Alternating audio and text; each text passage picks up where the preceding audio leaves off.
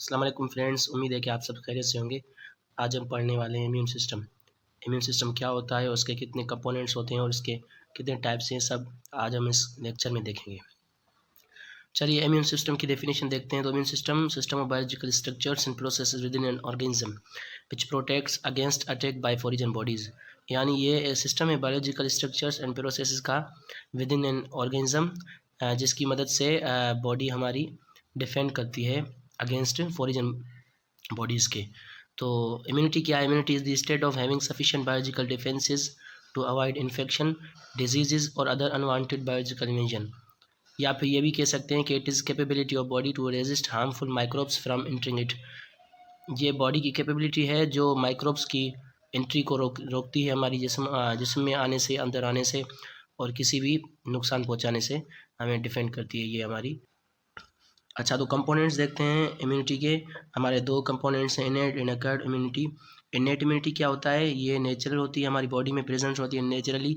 जैसा ही कोई बंदा पैदा होता है तो उसके बॉडी में प्रेजेंट होती है। और ये इनहेरेंट होती है, ये जो बात मैंने पहले की। और ये नॉन स्पेसिफिक होती है, यानी ये किसी भी स्पेसिफिक रिस्पॉन्स के लिए नहीं होती, बल्कि इसका रिस्पॉन्स जो होता है वो नॉन स्पेसिफिक होता है।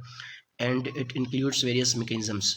कौन से मैकेनिज्म्स हैं? इन्फ्लेमेशन, जैसे आपने देखा है कि कोई भी फॉरेन बॉडी अटैक होता है या फिर हमारी कोई भी बॉडी में ऐसा कोई नेक्रोसिस होता है या फिर कोई भी हमारी बॉडी में कोई टिश्यू डैमेज होता है किसी पैथोजन की वजह से, तो हमारे पास इन्फ्लेमेशन होती है। तो इन्फ्लेमेशन क्या होगा?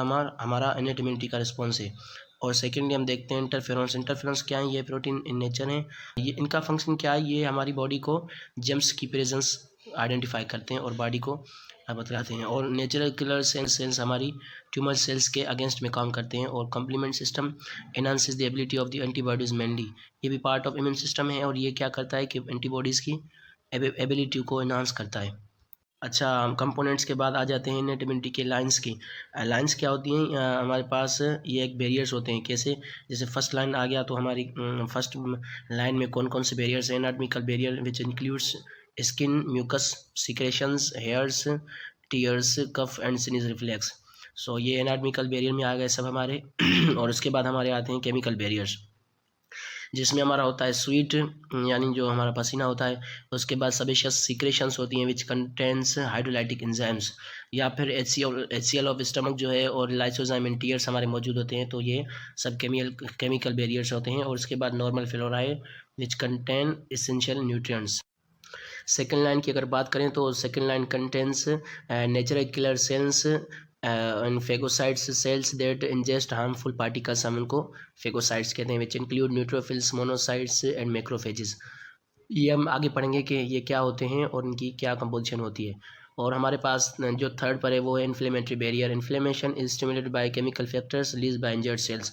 जो भी हमारे इंजर्ड सेल्स होते हैं, कोई भी सेल, तो वो क्या करते हैं कि हमारे केमिकल स्टिमुलेट करते हैं। और वो केमिकल्स क्या हमारे जो इन्फ्लेमेटरी बैरियर हमारे पास है, inflammation stimulated by chemical factors release by injured cells. जो हमारे इंजर्ड सेल्स हैं वो क्या करते हैं कि वो केमिकल फैक्टर्स रिलीज करते हैं। और जो केमिकल्स वो फैक्टर्स हैं वो फिर क्या करते हैं? स्टिमुलेट करते हैं क्या इन्फ्लेमेशन को। वो कौन से हैं केमिकल फैक्टर्स? हमारे हिस्टामिन आ गए, ब्रेडिकाइनिन और प्रोस्टाग्लैंडिन्स। और उसके बाद हम आते हैं एडाप्ट इम्यूनिटी पर। बेसिकली देखा जाए तो immunity that an organism develops during life time में अगर हमने कोई भी इम्यूनिटी हमारे बॉडी में आ गई है तो हम उसको क्या कहेंगे? दिस इज एडेप्टिव या फिर एक्वायर्ड इम्यूनिटी। मेन इसका सेकंड फीचर क्या है कि develops after exposure to antigen. यानी एंटीजन को जब हम बॉडी में एक्सपोज करवाएंगे तो उसके बाद ये डेवलप होती है। It is also known as the third line of defence, यानी इसको हम थर्ड लाइन ऑफ डिफेंस भी कह सकते हैं। हमने पढ़ा है कि हमने first and second line of defence हमने इनेट इम्यूनिटी में पढ़ा था, और अब हम पढ़ रहे हैं कि थर्ड लाइन ऑफ डिफेंस हम एक्वायर्ड इम्यूनिटी को भी बोल सकते हैं। तो इसके फीचर्स हम देखें तो स्पेसिफिक फीचर क्या होते हैं? इन्वॉल्व टी, मेनली इसमें ये होते हैं कि टी एंड बी लिम्फोसाइट्स का इसमें बड़ा अहम रोल है। और इसके टाइप्स कितने होते हैं एक्वायर्ड इम्यूनिटी के? दो टाइप होते हैं, ह्यूमरल इम्यूनिटी और एंटीबॉडी मीडिएटेड इम्यूनिटी, जो कि परफॉर्म होती है बाय बी लिम्फोसाइट्स। और द सेकंड टाइप क्या है? Cell mediated immunity, that is perform mainly by T lymphocytes. अच्छा, हम देखें कि ये बी और टी लिम्फोसाइट्स क्या है। मेनली बी लिम्फोसाइट्स जो होते हैं वो क्या करते हैं? हमारे एंटीबॉडीज़ की फॉर्मेशन करवाते हैं मेनली अगेन बैक्टीरियल इन्फेक्शंस। जो भी हमारे बैक्टीरियल इन्फेक्शन होते हैं माइकोबैक्टीरियम, ट्यूबरकुलम या जो भी हमारे आ गए, तो उनमें क्या होता है कि ये जो बी लिम्फोसाइट्स हैं वो एंटीबॉडीज़ प्रोडक्शन करवाते हैं अगेंस्ट बैक्टीरिया के, और mainly targets extra cellular organisms, यानी जो से एक्स्ट्रा सेलर ऑर्गेनिजम्स होते हैं सेल के बाहर ऑर्गेनिजम्स, तो उनको ही मेनली ये टारगेट करता है। और टी लिम्फोसाइट्स की बात करते हैं, works by forming activated T lymphocytes. ये क्या करते हैं कि ये टी लिम्फोसाइट जो ना फिर वो एक्टिवेटेड टी लिम्फोसाइट में चेंज हो जाते हैं, और these are responsible for allergic reactions. जो भी हमारी बॉडी में एलर्जिक रिएक्शंस आते हैं उनके लिए रिस्पॉन्सिबल हैं। Defence against transplanted foreign tissues. हम जब कोई भी ट्रांसप्लांटेशन अगर होती है हमारे जिस्म में, तो उसके डिफेंस में भी ये टिश्यू टी लिम्फोसाइट्स काम करते हैं ये सेल्स।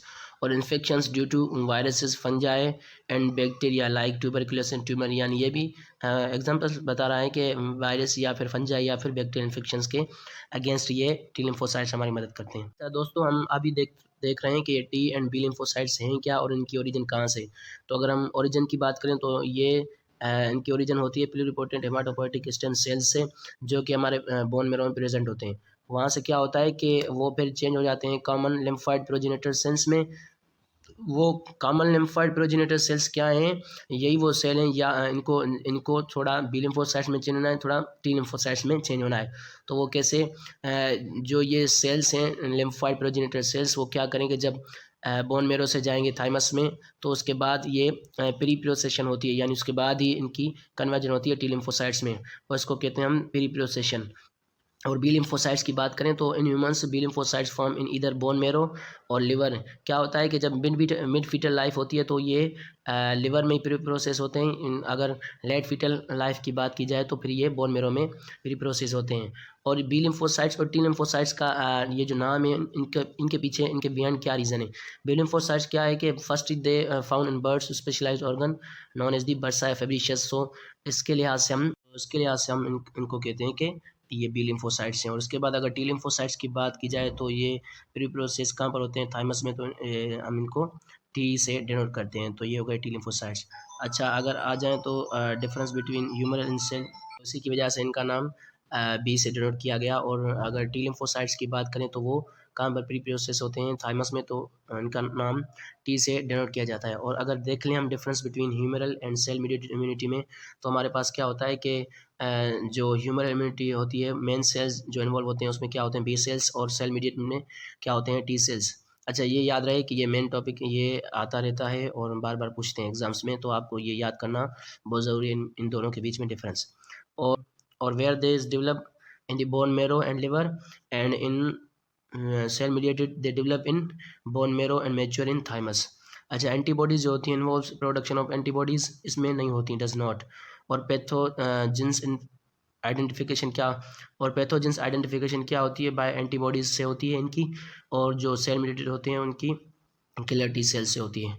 और फर्दर डिवीजन ऑफ सेल्स किन में होती है, इनकी एंडोप्लाज्मा और मेमोरी सेल्स में होती है, और इनकी own specialised type of T cells. ये डिफरेंस है, ये आपको याद करने हैं। अच्छा फ्रेंड्स, अगर हम बात कर लें कि difference between इनेट and acquired immunity, ये भी एक मेन टॉपिक है और ये पूछा जाता है बहुत एग्जाम्स में। तो एग्जाम पॉइंट ऑफ व्यू से ये आपको याद करना है इन दोनों में डिफरेंस। इनेट इम्यूनिटी में क्या होता है कि ये प्रेजेंट बाय बर्थ होती है और it develops after birth, so by the exposure to antigens, उसके बाद ये डेवलप होती है। और अगर जनरेट्स, दूसरा पॉइंट देखें तो it generates non specific immune response, और इट जनरेट, और इसमें देखा जाए तो it generates specific immune response, और it is known as also natural, it is known as the acquired immunity या फिर adaptive immunity. possess less diversity, it possesses higher diversity, so therefore does not develops allergic reactions and it develops allergic reactions। allergic reactions ये होते हैं कि जब हम किसी dust में होते हैं तो किसी इंसान को डस्ट से भी होती है एलर्जी, तो ये डिफरेंट एलर्जीज हैं। और अगर कंपोनेंट्स की बात की जाए तो कंपोनेंट्स जो होते हैं हमारे इनेट इम्यूनिटी में वो क्या होते हैं, plasma proteins, phagocytes, physical and chemical barriers. और यहाँ पर अगर बात की जाए तो कंपोनेंट्स हमारे होते हैं humoral and cell mediated immunity, जो कि हम अभी पढ़ के आए हैं।